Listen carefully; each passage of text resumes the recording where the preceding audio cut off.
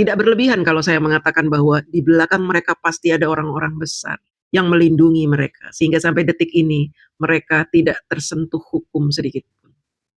Walaupun saya kesal ya dengan mereka ini, tapi ya sudah, kita ikuti saja permainan mereka.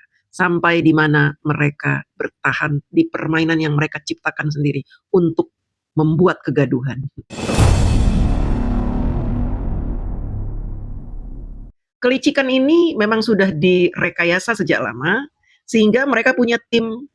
Kubu geng Panci ini memiliki banyak strategi kelicikan dalam rangka mendowngrade Pak Jokowi sekaligus putranya dengan cara memfitnah ijazah Pak Jokowi maupun ijazah Mas Gibran yang dikatakan palsu dalam menjalankan aksi pendowngradean dua orang tokoh yang kita cintai ini, Bapak Jokowi dan Mas Gibran. Setelah kasus ini berjalan cukup lama, ternyata mereka kehabisan amunisi. Satu persatu tim mereka mundur dari arena peperangan. Peggy Sujana mundur, Damai Hari Lubis mundur, bahkan tim ahlinya salah satunya mundur. Ahli yang menjadi andalan geng Panci, Rismon Sianipar, mundur. Bahkan sekarang menjadi lawannya si Roy Panci itu.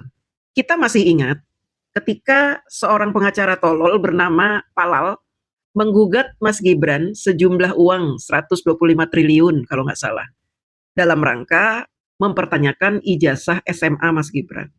Si Palal ini memang ditugaskan untuk memfitnah Mas Gibran melalui sebuah gugatan di pengadilan. Kenapa ini berbentuk gugatan dan dengan menyebut sejumlah uang? Supaya meyakinkan publik bahwa si Palal ini sudah sangat yakin bahwa ijazah Mas Gibran itu tidak ada ijazah SMA-nya. Advokat Subhan Palal diketahui menggugat perdata riwayat pendidikan SMA Wakil Presiden Gibran Rakabuming Raka dan KPU RI di Pengadilan Negeri Jakarta Pusat. Subhan Palal mengaku tidak ada pesanan dari pihak manapun untuk menggugat Gibran. Subhan membantah motif politis dalam menggugat Gibran dan KPU. Ia mengaku menggugat Gibran dan juga KPU atas niat sendiri, bukan dorongan orang lain. Mengaku akan buka-bukaan di sidang pembuktian gugatan perdata terkait riwayat pendidikan SMA Gibran Tribuners, dan hal ini sudah disampaikan Subhan setelah proses mediasi antara dirinya dengan para tergugat yakni kubu Gibran dan KPU RI yang tidak mencapai kata damai. Sementara sidang selanjutnya yakni jawaban, kemudian replik dan juga duplik pembuktian mudah-mudahan diharapkan sampai kepada pembuktian. Nah, strategi licik ini sebenarnya mudah terbaca. Karena ketika pengacara Mas Gibran membawa bukti-bukti akurat bahwa ijazah Mas Gibran asli, si Palal ini tidak mau kehilangan muka.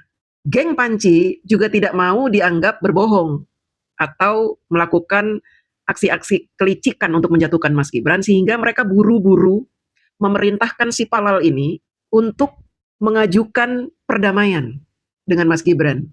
Tetapi mereka tetap tidak boleh kelihatan kalah. Sehingga si Palal ini berkata, kita damai, tapi dengan syarat Mas Gibran harus meminta maaf. Sehingga gugatan 125 triliun itu nanti akan batal.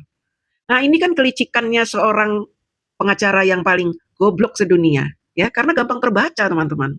Dan kelihatan gobloknya. Dalam proses persidangan mediasi yang dilakukan sebanyak 3 kali gagal mencapai kesepakatan damai. Subhan menjelaskan mediasi tidak menghasilkan damai karena para tergugat, yakni Gibran sebagai tergugat 1 dan KPU sebagai tergugat 2 tidak dapat memenuhi syarat damai yang ia ajukan. Ada 2 syarat damai yang diajukan oleh Subhan. Pertama, meminta Gibran dan KPU meminta maaf ke publik. Syarat kedua, meminta Gibran dan Komisioner KPU mundur dari jabatannya. Kemudian sidang gugatan ijazah Wakil Presiden Republik Indonesia Gibran Rakabuming Raka kembali digelar di Pengadilan Negeri Jakarta Pusat pada Senin 8 Desember 2025. Dalam sidang pembuktian hari ini, kuasa hukum Gibran, Dadang Herli Saputra, menyerahkan 14 bukti awal untuk membantah dalil-dalil yang disampaikan oleh penggugat, yakni Subhan Palal. Pak, ini yang soal mundur dari jabatan atau mundur seperti apa, Pak? Iya, mundur dari jabatannya masing-masing. Jadi kalau KPU, ketua KPU-nya yang mundur gitu? Iya, komisionernya. Kan KPU itu komisionernya, kolegial kan. Pak, tadi kan disebutkan kalau warga negara Indonesia tidak membutuhkan 125 triliun, Pak, ya. Ini kalau semisal nanti akan lanjut nih ke pokok perkara, persidangan selanjutnya mediasinya tidak tertempuh, apakah nanti akan lagi? Tergantung Pak Hakim itu ya, mau dikabulkan atau enggak ya. Mudah-mudahan sih dikabulkan ya, kalau lanjut ya. Berarti Kak? Jadi Bapak ada berencana untuk damai ya Pak sebenarnya, Pak? Itu tadi. damai bersyarat. Syaratnya? Itu Oh. mundur dan minta maaf. Ketika ditanya wartawan, dia mengatakan bahwa ini tidak bermuatan politis. Memang dipikir kita goblok, ya.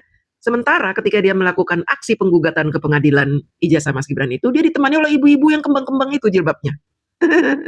Dipikirnya kita nggak tahu, gitu. Tidak menyadari bahwa Palal ini bagian dari geng Panci.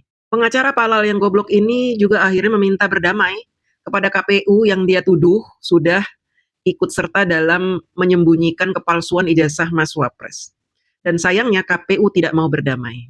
Karena takut di penjara, sudah melakukan fitnah di muka publik, si Palal akhirnya mundur dari gugatannya. Dan entah kenapa kok si Palal ini masih berkeliaran, tidak juga dijebloskan ke penjara, padahal KPU sudah menolak untuk berdamai. Harusnya KPU bisa menuntut balik si Palal ini yang sudah mencemarkan nama baik KPU. Tapi entah kenapa, geng Panci ini sepertinya yang membackup itu orang besar. Sehingga sekelas Palal yang tolol saja ya tidak bisa dipenjara padahal dia sudah menyebarkan isu fitnah kepada Mas Gibran yang notabene adalah orang nomor 2 di Indonesia juga sudah menuduh KPU. Tidak berlebihan kalau saya mengatakan bahwa di belakang mereka pasti ada orang-orang besar yang melindungi mereka sehingga sampai detik ini mereka tidak tersentuh hukum sedikit pun. Walaupun saya kesal ya dengan mereka ini, tapi ya sudah, kita ikuti saja permainan mereka. Sampai di mana mereka bertahan di permainan yang mereka ciptakan sendiri untuk membuat kegaduhan. Saya didukung oleh Pak Bonatua dan teman-teman yang lain dari KNPRI sedang mencari jalan hukum berupa gugatan CLS. Yang tergugatnya adalah para ketua DPR agar menggunakan haknya sebagai Dewan Perwakilan Rakyat, yaitu menyatakan pendapat. Namun sampai hari ini, sampai jam 12 ini, mereka para tergugat belum hadir di pengadilan. Menurut saya sih, ini memang ya, mereka ini mencari-cari cara gitu, mencari-cari celah yang sebenarnya celah itu tidak bisa dilewati, tapi mereka memaksakan diri itu, mencari-cari celah itu. Dan ini, sepertinya mereka mencari celah ini tuh berhari-hari, mungkin ada yang bertapa gitu. Apa ya, apalagi nih ya, kita ini aja nih masih ada nih pasal, di mana kita bisa menggugat DPR karena dia tidak menggunakan hak berpendapatnya itu. Ya suka-suka DPR, mau menggunakan hak berpendapatnya kek, mau enggak kek, kok maksa gitu, memaksa DPR untuk berpendapat soal Mas Gibran sebagai Wapres yang katanya inkonstitusional itu. Kalau memang kamu orang baik, mewakili rakyat Indonesia, seharusnya kamu menggugat DPR yang tidak juga mengesahkan undang-undang perampasan aset koruptor. Bukan kamu malah memaksa DPR untuk menyatakan bahwa Mas Gibran itu inkonstitusional. Artinya apa? Artinya kamu itu memaksakan kehendak dan kamu tidak mewakili rakyat Indonesia karena 58% rakyat Indonesia memilih Mas Gibran sebagai Wapres. Jadi kalau nggak mau dikatain pengacara tolol, lebih baik kamu berhentilah gugat-menggugat. Itu akhirnya yang kamu jadikan tergugat nggak datang kan? Ngapain ngeladenin kamu? Pengacara tolol ngapain diladenin? Ya kan? Sama tololnya dong DPR. Kalau mau aja datang digugat oleh dia ini. Ngapain DPR tuh sibuk kok? Sibuk banget DPR itu ya. Sibuk apa? Ya sibuk tidur di gedung DPR. Jadi ngapain? Undang-undang perampasan aset aja ogah DPR tanda tangan. Apalagi kamu paksa untuk apa? Menjalankan hak-haknya berpendapat. Hak itu kok dipaksa gimana sih? Gini aja deh. Saya punya hak ya atas rumah ini. Saya punya hak, tapi saya nggak mau ngambil hak saya. Suka-suka saya, mau saya ambil kayak mau enggak kayak. Ya kan? Enggak, saya nggak mau ngambil rumah ini. Padahal saya punya hak atas rumah ini, tapi saya nggak mau. Karena saya nggak mau, saya udah punya rumah gitu. Sama DPR juga begitu. Dia punya hak berpendapat, kalau dia tidak gunakan haknya berpendapat, dia suka-suka. DPR gimana sih? Karena saya membayar pajak. Jadi saya kecewa dengan DPR tidak mewakili suara saya. Ayo dong berpendapat dong DPR, tolol. Kita 58% rakyat Indonesia yang memilih Mas Gibran lebih berhak daripada kalian. Ya, daripada kalian kita lebih berhak. 58%. Jangan macam-macam kamu ya. Kalau kamu memaksakan kehendak kamu untuk menjatuhkan Mas Gibran, untuk melengsarkan Mas Gibran, nanti kamu saya cari sampai ke lubang semut kamu. Ini bukan yang ngancam ini ya. Saya rakyat yang memilih Mas Gibran dan saya tidak rela kalau sampai Mas Gibran itu diturunkan dari jabatannya karena saya mau Indonesia dipimpin oleh seorang Wapres anak muda. Saya maunya itu, nggak mau saya diganti-ganti, nggak mau. Nanti 2029, kalau memang kamu mau bertanding secara gentle 2029, bertanding lagi sama Mas Gibran. Kamu cari wapres-wapres yang bisa menandingi Mas Gibran. Cari sana, ke ujung dunia sana cari. Kalau memang mau secara adil, jujur, bertanding, oh kamu takut? Takut? Oh nanti dicurangi lagi kami dong. Dasmu itu dicurangi. Dicurangi ada MK, ada MA. Kamu bisa menuntut. Buktinya kemarin kamu itu menuntut katanya curang, kamu bawa pengacara abal-abal semua yang kamu bawa itu. Negara kita ini negara hukum, bisa diselesaikan dengan hukum, tapi tidak dengan cara seperti kamu. Kamu itu pengacara yang tolol, ditolol-tololin sama geng panci mau aja.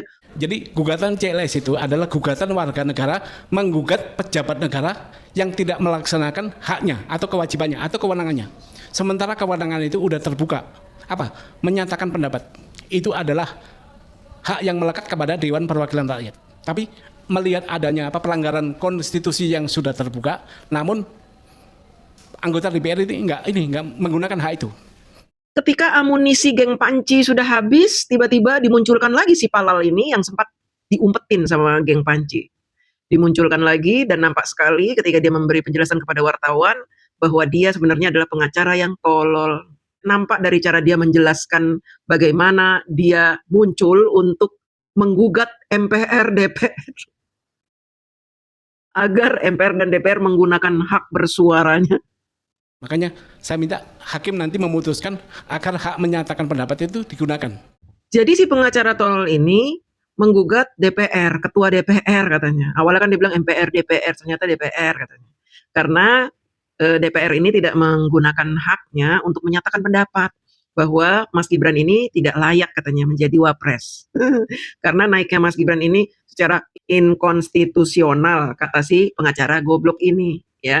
Padahal dia sudah tahu bahwa gugatan ke MK tentang Mas Gibran itu sudah pernah dilakukan.